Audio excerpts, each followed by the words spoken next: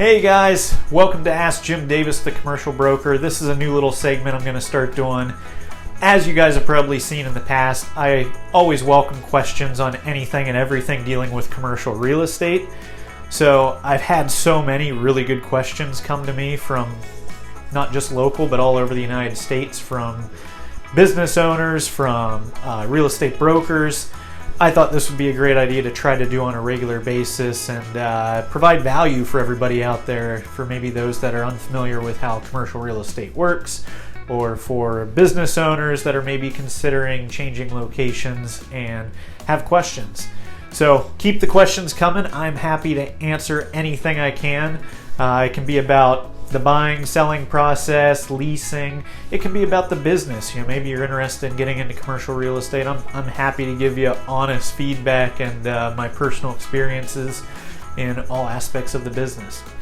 So today's question comes from Enrique.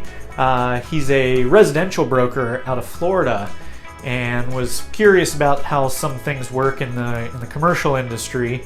And in general, his big question was, where do you start with a buyer? It's pretty simple in the residential world, where typically you want your buyer to be pre-qualified with their lending, or if they have cash, to have those proof of finances lined up before you even start the search process. His question was, is it similar in the commercial world? How do you know where to start with a commercial buyer?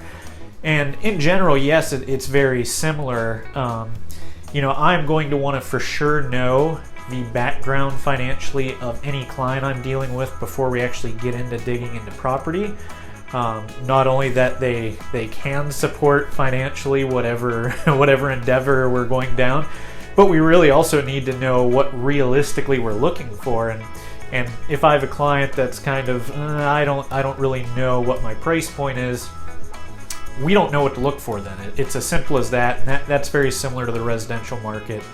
So typically in commercial, you're dealing with rather affluent people.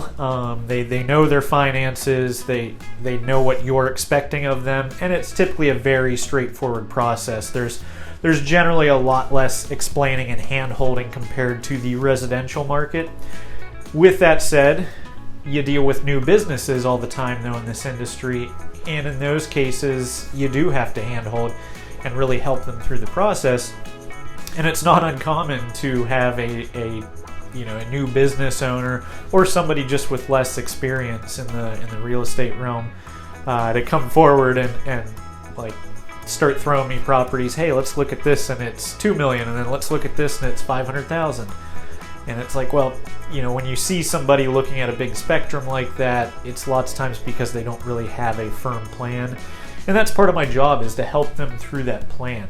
Come up with, what are we truly looking for? What is going to suit your business? What are our needs? And we go from there.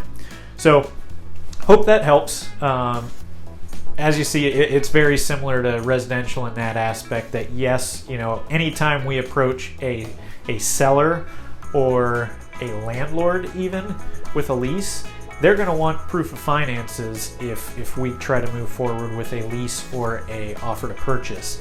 So yes, we need to have finances outlined ahead of time so we don't get to the offer table and find out that there's a surprise and the funds aren't there to complete the deal. So I hope that helped.